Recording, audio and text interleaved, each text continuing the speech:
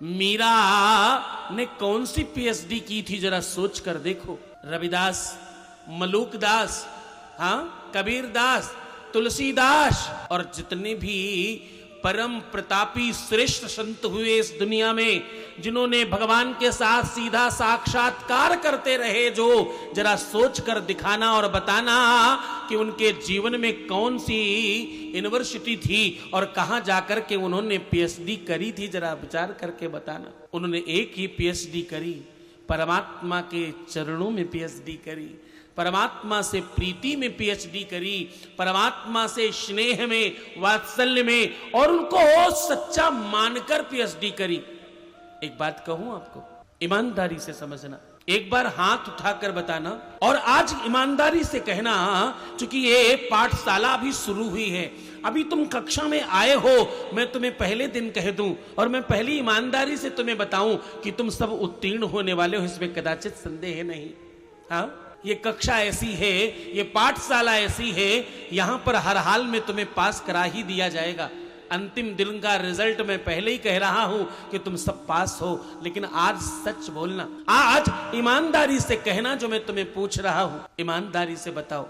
मैं अपनी आंखें बंद कर लेता हूं ताकि तुम्हें बताने में आसानी हो। ईमानदारी से कहना, तुम में से कोई एक व्यक्ति ये कहे कि मैं परमात्मा को भोग लगाते समय साक्षात समझती हूं और एकदम ऐसा समझती हूं कि भगवान खाने आएंगे जरूर, ऐसा उठाकर भोग लगाती हूं।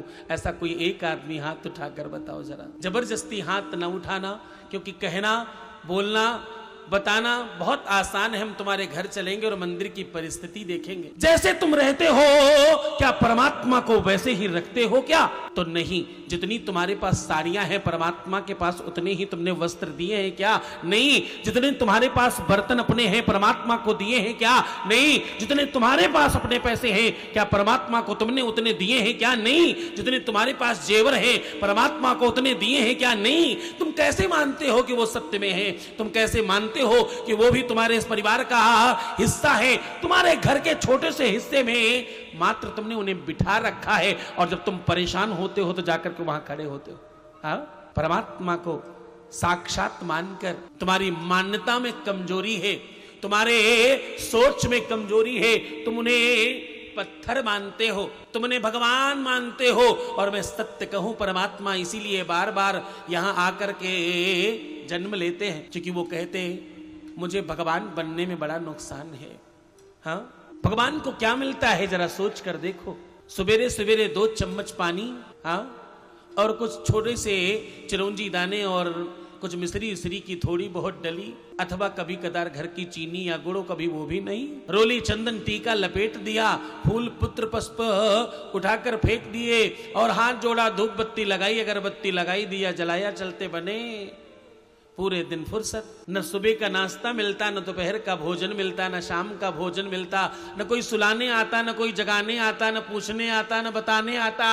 अरे ये छोड़ो, नीचे जो बिछावन है, अरे तुम्हारा अपना चादर तो तुम 2, 4, 5 साल में धो ही लेते होगे कम से कम। हाँ, परमात्मा के नीचे बिछाया हुआ वो आसन जो तुम्हारे मंदिर में बिछा है, ईमानदारी से बताना कितने लोग हर दूसरे दिन उसको साफ करते हैं और धुल देते हैं? हाथ उठाकर बताओ। कोई एक भी न होगा।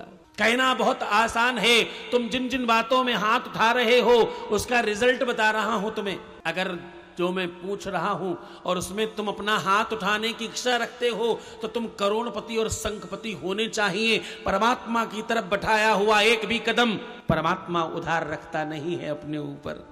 तुमने अगर उन्हें इंसान मानकर, उन्हें अपने ही जीवन का अंग मानकर वैसा पूजा होता तो मैं सत्य कह रहा हूं, तुम्हारे जीवन में किसी भी प्रकार का झंझावात न होता और कदाचित न होता। तुम्हारी मान्यता में कमजोरी है। हाँ, तुम्हारी सोचने में कमजोरी है।